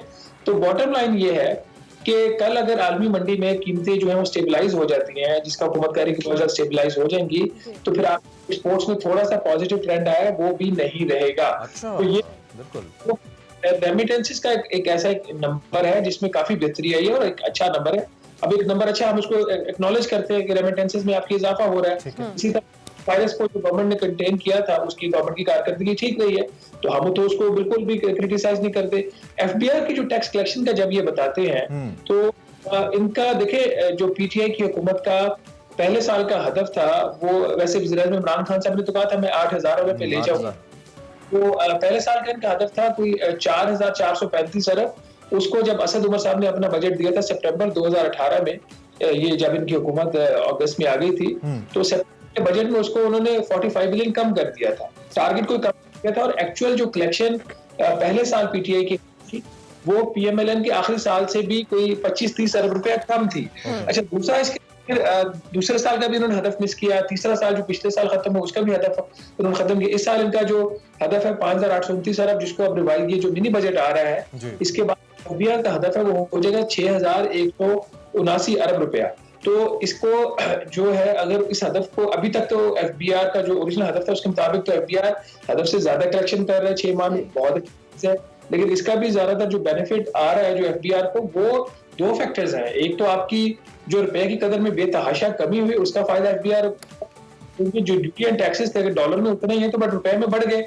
इसी तरह इंपोर्ट्स बढ़ गई, जब इंपोर्ट्स बढ़ी तो उसका एफबीआर को फायदा हुआ। एफबीआर की अगर आपने असल कारकर्दगी देखनी है तो आप ये देखिए कि एफबीआर ने इनकम टैक्स में कलेक्शन में कितना इजाफा किया, और जो इनकम टैक्स की कलेक्शन में भी जो इजाफा हुआ उसके अंदर जो है उसमें विदहोल्डिंग टैक्सेस को निकाल के कि अपनी जो इनकी अपनी एफर्ट्स होती हैं जिसमें किसी को ऑडिट करते हैं, किसी की जांच पड़ताल करते हैं, किसी नए टैक्स पेयर को सिस्टम के अंदर लेके आते हैं, उसमें तो वो अगर दो इंडिकेटर्स देखें वो दोनों खराब है। दूसरे इसके अंदर एक और भी चीज है, सेल्स टैक्स जो अगर आप इंपोर्ट्स के ऊपर है उसके अंदर 75% ग्रोथ है, मतलब पिछले एफबीआर ने इकट्ठा किया था पहले 6 माह में उसमें उससे 75% ज्यादा है। और अगर आप सेल्स टैक्स डोमेस्टिक स्टेज के ऊपर देख लें, बावजूद इसके कि पाकिस्तान में 12% ज्यादा इन्फ्लेशन है, जीडीपी ग्रोथ कहा जा रहा है 4.5-5% हुकूमत कह रही है, उसके बावजूद डोमेस्टिक सेल्स टैक्स की कलेक्शन में 6% मनफी ग्रोथ है।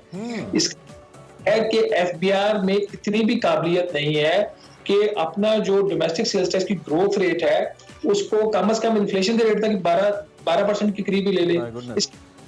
या तो इसी वजह से शायद ये नामी स्कीम्स भी अब लेके आई जा रही हैं। इसके यू हैव अ क्वेश्चन? ठीक, एग्जैक्टली शहबाज, मेरे पास एक क्वेश्चन ये कि ऑब्वियसली एक तरफ तो आपने पहले अपने जवाब में कहा कि प्राइम मिनिस्टर की कल की स्टेटमेंट से वो आईएमएफ के एक दूसरे प्रोग्राम की तरफ एक ग्राउंड क्रिएट करें और उसको हमें सीरियसली लेना चाहिए। एक तरफ हम कह रहे हैं प्राइम मिनिस्टर साहब के पाकिस्तान खित्ते का सस्ता तरीन मुल्क है, बार बार कहा जा रहा है, और ये जो ज़िमनी बजट है 350 अरब रुपए का, इसमें सिर्फ जो आवाम पे बोझ पड़ेगा वो 2 अरब का बोझ पड़ेगा, महंगाई में इजाफा हो रहा है। ये सारी स्टेटमेंट्स आपस में इतनी कॉन्फ्लिक्ट कर रही हैं और अपोजिशन इस पे पॉइंट स्कोरिंग कर रही है। ये समझ नहीं आ रहा कि ये सारे ज़िमनी बजट भी आ रहा है, आईएमएफ के पास दोबारा जाने का भी प्लान है, तो ऐसे में पाकिस्तान सस्ता तरीन मुल्क कैसे है या महंगाई कैसे कम है? तो ये जरा स्टेटमेंट्स का जो आपस में तजाद है इसको आप पब्लिक किस तरह से समझे?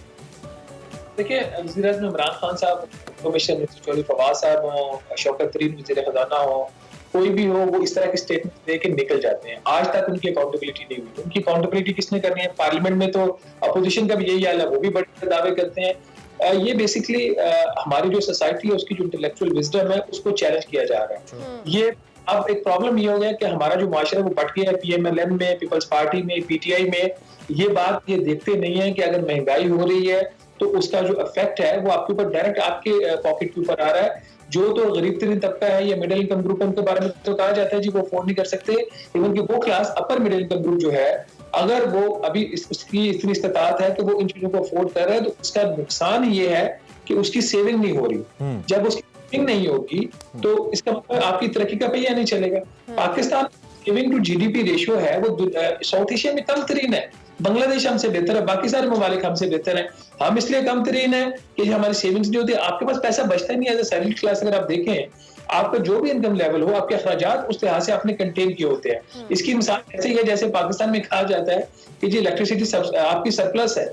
आपकी इलेक्ट्रिसिटी सरप्लस आज भी नहीं है। आज भी पूरे पाकिस्तान के अंदर जितनी बिजली की डिमांड है उसके मुताबिक आप बिजली देना शुरू कर दें तो आपकी इलेक्ट्रिसिटी सरप्लस नहीं रहती। हम लोगों ने अपने अखराजात जो होते हैं वो काटे हुए होते हैं। हमारी डिपार्टमेंट्स होती हैं, आपकी भी ख्वाहिश होगी कि हमारी भी ख्वाहिश होगी बच्चे अच्छे स्कूलों में पढ़े, उनका सिस्टम ठीक हो, और उनको जो बाकी जो लाइफ की जो एसेंशियल जरूरियात है, उनकी फूड पैटर्न उनके ठीक हो सारे, उसके अखराजात होते हैं। तो फिर हम जैसे शायद अल्लाह ताला ने तौफीक दी, हम अफोर्ड कर लेते हैं, वो class majority of the people जो कि 5% अफोर्ड नहीं कर सकते। ठीक है, आपके पास चूंकि बहुत सारी इनसाइड स्टोरीज भी होती हैं। जो IMF का एग्जीक्यूटिव बोर्ड का इजलास है पाकिस्तान की दरख्वास्त पे, वो कहते हैं हमने मुलतवी किया है। एक तो इसकी हमें इनसाइड बता दें आपके पास अगर कोई है कि इसकी क्या कहानी है, नंबर 1। नंबर 2, शौकत तरीन साहब ने आज से कोई 3 महीने पहले ये कहा था कि अगले 3-4 महीने तक सब्र कर लें, सूरत हाल बेहतर हो जाएगी। It's a crunch situation. जो इंटरनेशनल इन्फ्लेशन है वर्ल्ड वाइड, जो हमें भी समझ आती है, और पाकिस्तान ओबियसली दुनिया के अंदर मौजूद है, उससे हट के नहीं है, लेकिन हम ये जो दावे कर देते हैं जिनकी कोई बेसिस नहीं होती इकोनॉमिकली, कि किस बेस पे ये दावा किया गया है, कैसे अशारिये क्या है जिसकी बुनियाद पे हम कहें कि ये चीज़ ऐसे बेहतर हो जाएगी, तो इस पर भी ज़रा प्लीज़ आप कॉमेंट कर दीजिएगा। ये भी अगेन माशरे का कसूर है कि आपको लॉलीपॉप दिया जाता है 6 माह का, कभी 3 माह का, ये आज से नहीं चल रहा। ये जब ये हुकूमत इक़्तिदार में, पहले 6 माह तो लोगों ने सब्र किया, फिर उसके बाद क्योंकि इन्होंने बहुत बड़े दावे किए थे, फिर हमें हर 6 माह बाद कहा जाता है 6 माह और इंतजार कर लें। अब शौकत तरीन साहब वज़ीर ख़ज़ाना बने 8 माह पहले, तो आप कह रहे हैं कि 3-6 माह इंतजार कर लें। इसमें अगर हुकूमत कह रही है कि आलमी मंडी में कीमतें बढ़ रही हैं और उसकी वजह से महंगाई हो रही है, उसका फैक्टर बिल्कुल है, लेकिन उससे बड़ा जो कसूर है वो ये है कि आपने जो रुपए की कदर में 45% से ज्यादा कमी कर दी 3.5 साल में। पाकिस्तान की तकरीबन हर चीज बाहर से इंपोर्ट हो रही है। आपके मुल्क में दालें तक की शॉर्टेज है, आपके मुल्क में चीनी की शॉर्टेज है, गंदम की शॉर्टेज है। कौन सी चीज आप पैदा करते हैं?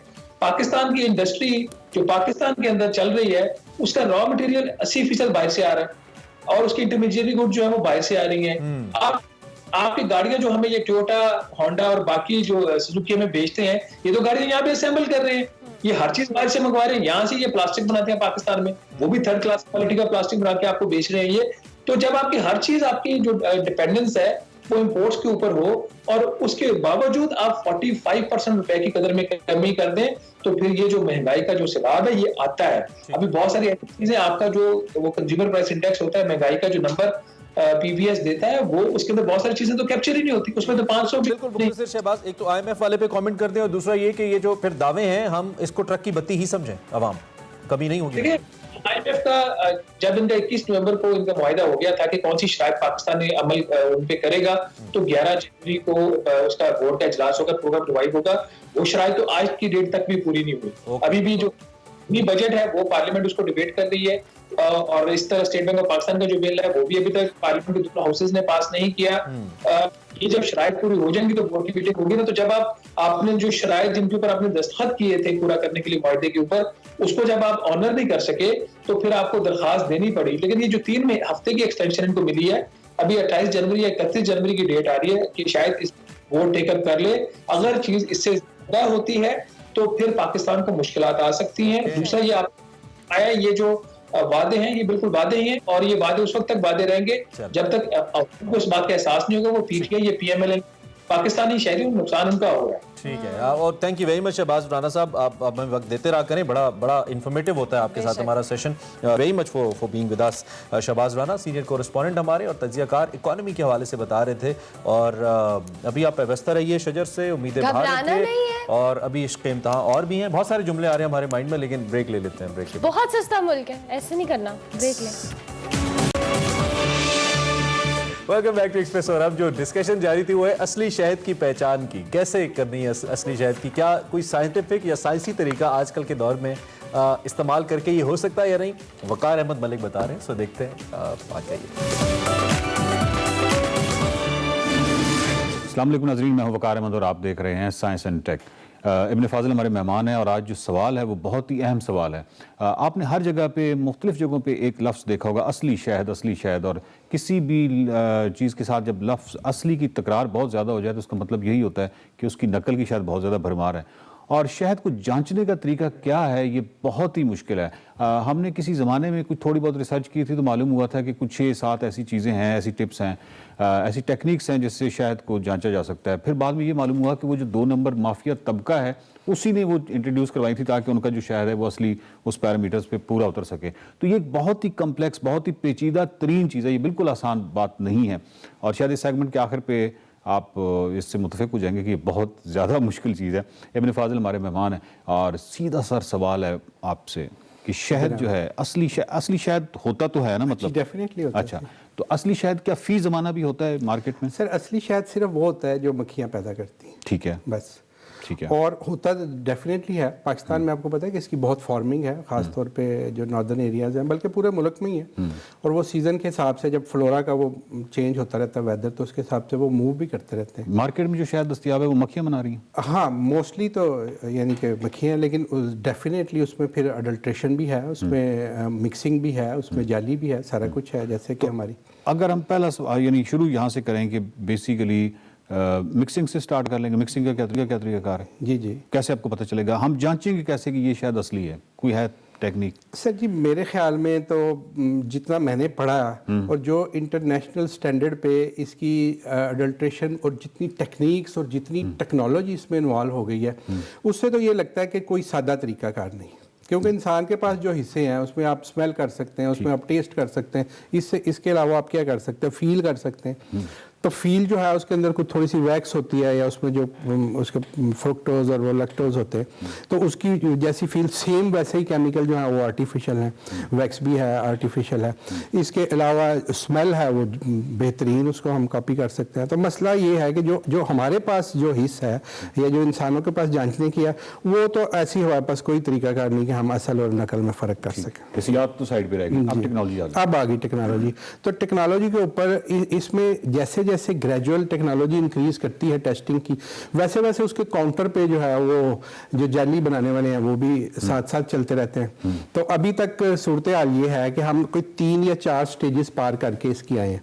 सबसे पहले आपको पता है कि जी ये गुड़ और वो चीनी से बनाया जाता था, तो उसकी फिर टेस्टिंग, जो गुड़ और चीनी है उसके अंदर जो मीठा होता है वो सुक्रोज से आता है। सुक्रोज जो एक मॉलिक्यूल है फ्रुक्टोज और ग्लूकोज का, उसकी एक टेस्टिंग किट डेवलप कर ली गई कि जी आराम से उसको हम टेस्ट कर लेंगे कि जो उसके अंदर सुक्रोज है।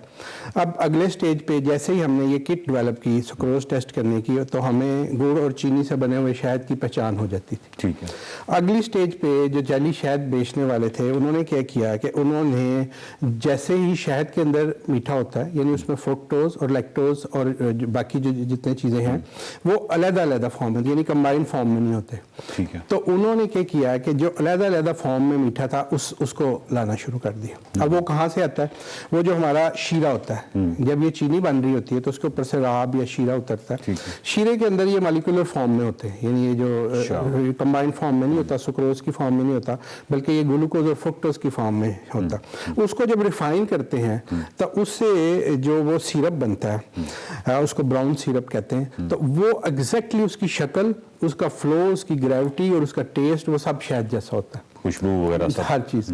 तो उसके अंदर फिर ये है कि बहुत अरसा वो चीज़ जो है वो शहद के अल्टरनेट के तौर पे चलती रही। और ये ऐसा है कि ये इंटरनेशनल जो इंडस्ट्री है उस पर बाकायदा बहुत बड़ी बड़ी इंडस्ट्रीज़ हैं जो ये काम कर रही हैं। यानी ये छोटे पैमाने पे आप ना समझें कि जी घरों में लोग जो 2 नंबरी करते हैं। अच्छा, उसके बाद क्या हुआ कि एक कॉर्न जो है हमारा, जो मकई है, इसका जो होता है अपना स्टार्च होता है, जिसको हम क्या कहते हैं, उसको अरारोट कहते हैं, उससे एक स्वीट बनता है। उसकी बहुत सारी टाइप्स हैं, उसको कॉर्न सिरप बोलते हैं। उसमें एक टाइप होती है उसको हाई फ्रुक्टोज कॉर्न सिरप बोलते हैं। ये जो हाई फ्रुक्टोज कॉर्न सिरप है, इसकी कंपोजिशन शायद के करीब करीब है। अच्छा। और इसका जो टेस्ट और इसका जो फ्लो और वो सारी क्वालिटीज़ और लो टेम्परेचर पे ना जमना और बहुत सारी जो चीज़ें वो उसके साथ मिलती हैं। तो ये बड़ा अरसा पाकिस्तान में तो अभी भी जो बेहतरीन शहद का नेमुल बदल है ये यही चल रहा होता है। इसके अंदर थोड़ी सी कलरिंग ऐड करनी और थोड़ी सी वो एसेंस डाल के, तो ये बेहतरीन शहद है जो आम तौर पे हम लोग अपनी हिस्सियात से उसको नहीं पहचान सकते। तो इसमें जो वैक्स की खुशबू सी आ रही होती है वो कैसे डालते? वैक्स भी बीज वैक्स तो मिल जाती है ना आपको। जब ये हम आर्टिफिशियल, जितना भी आपका आर्टिफिशियली फार्मिंग जो शहद बनता है उसका जितना भी वो है वो बीज वैक्स के तौर पे सेल होता है। वो हमारी बहुत सी कॉस्मेटिक्स की प्रोडक्ट उसमें पड़ता है। तो जो मक्खियों की असल जो वैक्स है वो आपको मार्केट से मिल जाती है। वो मेरा ख्याल है को 800 साढ़े 800 रुपये पर केजी। तो उसकी थोड़ी सी वो हमने उसके अंदर एडिशन करनी होती है। तो मतलब ये है कि अब असली शहद जो है ये वही है जो आप खुद उतारते हैं? मतलब जी सर, मेरे ख्याल में जो शहद है उसकी अभी इसकी जो दास्तान हम चला रहे थे कि जी अब हम फ्रुक्टोज से लेके सिरप तक आए, फिर कॉर्न सिरप तक आए, तो इसके इसके बाद भी इसकी टेस्टिंग की एक कहानी है, यानी कि जो फ्रुक्टोज है, जो कॉर्न है, इसको टेस्ट करने के लिए भी अभी हमने एक दफ़ा कार्बन की बात की थी कि कार्बन आइसोटोप टेस्टिंग होती है, क्योंकि हमारे पास जो पौधे होते हैं ना उनमें दो टाइप्स होती हैं, एक C3 ग्रुप कहलाता है, एक C4 ग्रुप कहलाता है। जो हमारी गन्ना है और जो कॉर्न है ये C4 ग्रुप में आते हैं, ठीक है। और बाकी जितने भी पौधे हैं जिनसे मक्खियां शहद लेती हैं वो C3 में क्लास में फाल करते हैं। तो अब ये इन्होंने ये करना शुरू किया, जैसे मैंने बताया कि जी वो राब से बनाना शुरू किया या कॉर्न सिरप से बनाना शुरू किया, तो फिर एक टेस्ट जो है वो C13 टेस्ट उसको कहलाते हैं, जिसमें आइसोटोप का टेस्ट करते हैं। उससे ये पता चल जाता था कि ये इसका ओरिजिन जो है C4 पौधे या C3 पौधे। उस पर फिर आके एक ब्रेक लग गई। अब क्या करें जी, अब हम उसको पकड़ सकते हैं, पहचान सकते हैं। ये मैं इंटरनेशनल टेस्टिंग की बात कर रहा हूँ, बाहर के मुल्कों में जहाँ पे ये हमारे फैसिलिटीज इंपोर्ट एक्सपोर्ट हो रही है, टेस्ट हो रहा है जी, ठीक है। अच्छा, उसके बाद क्या हुआ कि जो जालसाज हैं उन्होंने C3 जो राइस है, राइस में से फिर राइस सिरप बना लिया, उसको ब्राउन राइस सिरप कहते हैं। जो बॉयल करते हैं राइस को, उसके बाद कुछ एंजाइम्स और बैक्टीरिया के रिएक्शन से उसको बिल्कुल ब्राउन राइस वो सिरप जो है वो बिल्कुल शहद की शक्ल का। अच्छा, उसकी जो वही कंसिस्टेंसी, वही उसका फ्लो, वही कलर, जायका, हर चीज वैसी। अब क्या है कि जब वो C13 टेस्ट होता था तो वो पास हो जाता था। है वो नकली चीज है, लेकिन टेस्ट जो था वो लेटेस्ट भी वो क्वालिफाई करता था। फिर इसके लिए फिर चावलों को टेस्ट करने के लिए टेस्टिंग नए दो टेस्ट SMR TMR उसको बोलते हैं, वो टेस्ट इजाद किए गए। अब उसके बाद ये हुआ कि अभी मैंने थोड़े दिन पहले एक इंटरनेशनल जो B2B मार्केट की वेबसाइट है उस पर मैंने एक इश्तिहार पढ़ा जी।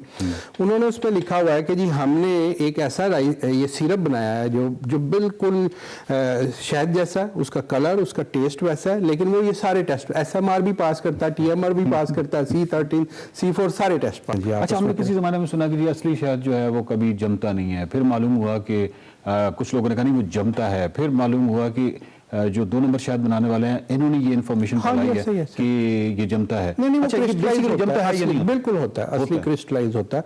और बल्कि उसमें जो पोलन ग्रेन्स होते हैं ना बहुत सारे, उसमें बहुत ज्यादा क्वांटिटी में, यानी कि 1 ग्राम में 50,000 के करीब उसमें पोलन, वो न्यूक्लिएशन साइट होती है, ये फ्रीजिंग का जो फिनोमेना होता है उसको ये हेल्प कर रही होती है, तो असली के जमने के इम्कानात ज्यादा है। अच्छा, एक चीज बहुत ज्यादा मार्केट में हिट हुई, वो ये थी कि आप ओवन के अंदर 1 मिनट के लिए अगर उसको रख लें तो अगर वो क्रिस्टलाइज्ड हो जाए तो वो असली है, और उसमें सारे अगर बबल बन जाएं तो वो असली नहीं है। तो ये भी कुछ हो सकता है? वो तो बॉइलिंग ही आप कर रहे हैं ना, वो तो बॉइलिंग है, वो सिर्फ मॉइस्चर कंटेंट को आपको डिटरमिन कर सकता है। मॉइस्चर कंटेंट ज्यादा है, हाँ, अगर मॉइस्चर कंटेंट ज्यादा है तो वो जाहिर है पानी की वजह से एक बॉयल आ सकता है, लेकिन वो जाहिर है वो सबको पता है आपके जिसमें 20% के करीब वो पानी होता है, तो वो उसी पे ही वो सब सेट रखते हैं। यानी ये जो सिंपल टेस्टिंग है घर वाले, ये इनका तो कोई फायदा नहीं है सिरे से, मतलब आप ये कह रहे हैं इससे तो कोई नहीं, ये कोई मेरी नजर में ये कोई टेस्ट नहीं है, बल्कि वो एक दोस्त जो हमारे वो बता रहे होते हैं कि जी वो सिरके में डालते हैं तो वो बबल आ जाते हैं, तो वो बुलबुले के लिए भी कोई इशू नहीं है। वो एंटी फोमिंग बहुत जबरदस्त केमिकल है, उसका एक ड्रॉप पड़ता है कोई बुलबुला नजर नहीं आता, तो इसलिए मेरी नजर में तो ऐसा कोई टेस्ट नहीं है अभी। बल्कि मैं जो ये समझता हूँ कि अभी इस वक्त तक जो जालसाज जहाँ आके फंसे हैं वो एक NMR टेस्ट है, न्यूक्लियर मैग्नेटिक रेजोनेंस उसको बोलते हैं, और पाकिस्तान में उसकी को 8, 10 या 20 मशीनें हैं। लेकिन अभी मेरी एक बात हुई थी मुख्तलिफ लोगों से, वो कहते हैं यार हमारे पास रिसर्च का इतना लोड है कि हम अभी शायद चेक नहीं कर सकते। तो वैसे पता चला है कि जो मुख्तलिफ टेस्ट देने वाली कंपनियां हैं उन्होंने इंडिया में तो बहुत सारी ये लगा दी हैं, वहाँ पे आप सर्विसेज देते हैं, कुछ आप फीस देते हैं तो आपको NMR की रिपोर्ट दे देते हैं। जो असली शहद है और जो 2 नंबर या नकली शहद है, नकली शहद की कोई सेहत पे भी मुज़र असरात है? डेफिनेटली सबसे बड़ा मुज़र असर तो ये है कि जो आपको फायदा लेने की आरज़ू है वो आपको मिल रही है। इसका मतलब है कि वो शहद की मक्खी जो है वो कोई उस प्रोसेस में कोई ऐसी चीज है जो कि सेहत के लिए बहुत ज्यादा फायदेमंद है, जो कि 2 नंबर के साथ वो चीज डाली नहीं जा सकती। जी, डेफिनेटली सर, शहद तो एक पूरी केमिस्ट्री है ना, एक जहान है उसके अंदर। अब देखें कि उसके अंदर कितने केमिकल्स हैं, उसके अंदर मुख्तलिफ जो शहद है उसके अंदर 30 तो मेटल्स हैं, यानी 33 किस्म की जो उसमें है, सिलीनियम है, उसमें मैग्नीज है, मैग्नीशियम, ये जाल वाले कहाँ से लाएंगे? फिर उसके अंदर मतलब जो एंजाइम्स हैं और उसके अंदर और प्रोटीन्स हैं, बहुत सारी ऐसी चीज़ें हैं। इब्न फाज़ल साहब आपको बहुत शुक्रिया। साइंस जो है बाहर एक ऐसी चीज़ है जो कि साथ साथ अपनी कुछ टेक्निक्स और इस तरह की चीज़ें जो हैं, टेक्नोलॉजी जो है वो ज़्यादा से ज़्यादा बेहतर करती रहती है, और उससे ही यही वो वाहिद चीज़ है जिससे हम जान सकते हैं कि कोई भी चीज़ असली है या नकली है। लेकिन इसके लिए हमें साइंस को और साइंस एंड टेक को फॉलो करना ज़रूरी है। देखते रहिए साइंस एंड टेक। सूरत, आर्टिस्ट तो इतने आते हैं, साथ गिटारिस्ट होता है, वो इस किस्म का म्यूज़िक करते हुए लय में रहना उनका, लेकिन साथ बजाते हुए इतने ज़बरदस्त तरीके से, क्या कमाल, बहुत ज़बरदस्त। Thank you so much. Muzammil हमारे साथ मौजूद हैं जी, मुजम्मिल रियाज इनका नाम है। आपके लिए शायद इनका चेहरा नया हो या मे भी आपने इन्हें देखा हो, अगर नहीं देखा तो हम आपके सामने इनको लेकर आए हैं और ये आज का हमारा एक्सप्रेसो टैलेंट हैं जिनको हम आपके सामने लेकर आए हैं। So welcome to Expresso. कैसे हैं आप? ठीक ठाक हैं? अल्हम्दुलिल्लाह मैं ठीक हूँ। आप हमें तो आपने ठीक कर दिया है ना। हाँ, सुबह सुबह आपने इतना ज़बरदस्त खूबसूरत कलाम सुनाया। मुजम्मिल, आपकी सिंगिंग के हवाले से कैसे आगाज़ हुआ? एक्चुअली घर में ही गाना बजाना है। बेसिक जो म्यूज़िक की तालीम है वो मैंने अपने पापा से ली है। अब्बू गाते हैं या कोई इंस्ट्रूमेंट बजाते हैं? अब्बू मेरे वैसे हाँ जी गाते हैं, गज़ल गायक हैं बड़े अच्छे। और वैसे वो म्यूज़िक टीचर हैं एक इंस्टीट्यूट में, म्यूज़िक की तालीम देते हैं। तो उनसे मैंने तालीम ली है म्यूज़िक की बेसिक, जो घर से ही। ये लाजमी नहीं होता कि हर फनकार का जो बच्चा है वो सुरीला हो या सुर में हो। आप तो माशाल्लाह बहुत अच्छा गा रहे हैं, आपका वोकल भी बहुत अच्छा है। Thank you so much. तो ये कब से रियलाइज़ हुआ कि प्रोफेशनली अब्बा ने कहा कि पुत्र गाया कर? नहीं, एक्चुअली स्कूल और कॉलेजेस में तो ये चीज़ें चलती रही। पहले नात कॉम्पिटिशन्स में हिस्सा लेता था, फिर कॉलेज लाइफ में आके पता चला कि मतलब सिंगिंग को मैंने ज़्यादा कंटिन्यू करना है। तो कॉलेज लाइफ में सिंगिंग ही की? हाँ जी, कॉलेज लाइफ नहीं की? सिंगिंग ही की है तकरीबन। ठीक ठीक है, ये भी अच्छा। एक तो किससे ज़्यादा किसको गाते हैं? मैं वर्सटैलिटी को लाइक करता हूँ कि एक आर्टिस्ट को हर चीज़ गानी चाहिए। उसमें ये कोई बाउंड नहीं होना चाहिए कि क्लासिकल है या गज़ल है या कुछ रोमांटिक है। लेकिन कोई ऐसा जॉनरा जो आपको बहुत पसंद हो? मेलोडीज में बहुत ज़्यादा लाइक करता हूँ। मेलोडी इसके लिए आप नहीं गा रहे हैं? मैं भी पता होना जरूरी है, कहते ना एक्सप्रेस करना चाहिए। को पता हो ना, आप बता दिया करें हर एक के। देखिए दुनिया भर में अब वो पता लग रहा है ना। मैं तो एक अच्छा ऐसा, खैर बहुत ज़बरदस्त गा रहे हैं आप, बहुत अच्छा गा रहे हैं। खुद अपना गाना करने का सोचा कोई ऑफिशियल वगैरह? हाँ जी, मैं काम कर रहा हूँ अपने एल्बम पे इंशाल्लाह, और बहुत ही जल्द उसको रिलीज करूँगा इंशाल्लाह। पूरा एल्बम करना? पूरा एल्बम करना। तो एक सिंगल कर लो, आजकल तो सिंगल का ट्रेंड है। या आप एल्बम पे साइंस क्या है? वाई पूरा एल्बम?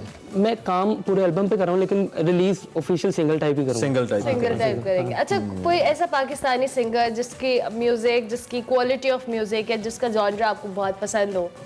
उसमें एक लंबी लिस्ट है। राहत फ़तेह अली खान साहब हैं, आतिफ असलम साहब हैं, उनको शफकत अमानत। ऐसे दो मुख्तलिफ नाम लिए। हाँ जी, मैं आगे आपको, हालांकि दोनों अपने लिहाज से बहुत ही कमाल आर्टिस्ट हैं। वर्सटैलिटी जो मैं लाइक करता हूँ तो मैं हर आर्टिस्ट को सुनता हूँ और उनको गाने की कोशिश भी करता हूँ।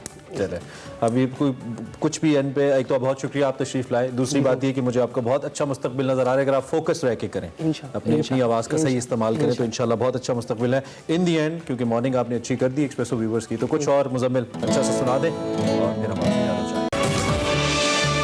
बहुत ही ज़बरदस्त म्यूज़िक हमने चूँकि पहले एंजॉय किया, तो इस वक्त पाकिस्तान के नामवर गुलकार अदाकार इनायत हुसैन, गुलकार और अदाकार अहमद से इनायत हुसैन भट्टी साहब की हमने बात करनी है। जो लोग पाकिस्तानी पुरानी फिल्म्स देखते हैं और उसका म्यूज़िक सुनते हैं वो इनायत हुसैन भट्टी साहब को बखूबी जानते हैं। आज उनका यौम पैदाइश है। 12 जनवरी 1928 को गुजरात में पैदा हुए और उन्होंने MAO कॉलेज में दौरान तालीम स्टेज ड्रामे में पहली बार अपनी फ़नी सलाहियतों का मुजाहिरा किया और मास्टर न्याज हुसैन शामी से मौसीकी में महारत हासिल की। इनायत हुसैन भट्टी ने पंजाबी फिल्म फेरे से अपनी शोबिस की दुनिया में एंट्री दी और हिदायतकार नज़ीर ने 1955 में उन्हें फिल्म हीर के मर्सी किरदार के लिए मुंतखब किया। हुसैन भट्टी साहब का जो कि 31 मई 1999 को अदालत के बाइस से जहाने फानी से कूच कर गए, बहुत बड़े फनकार थे, अल्लाह उनको गरीक रहमत करे। आज उनका यौम पैदाइश है तो हमने उन्हें खिराज तहसीन पेश किया और इसी के साथ हमारा आज का प्रोग्राम अपने इख्तिताम को पहुंचा। आपसे कल मुलाकात होगी, तब तक के लिए अल्लाह हाफ़िज़।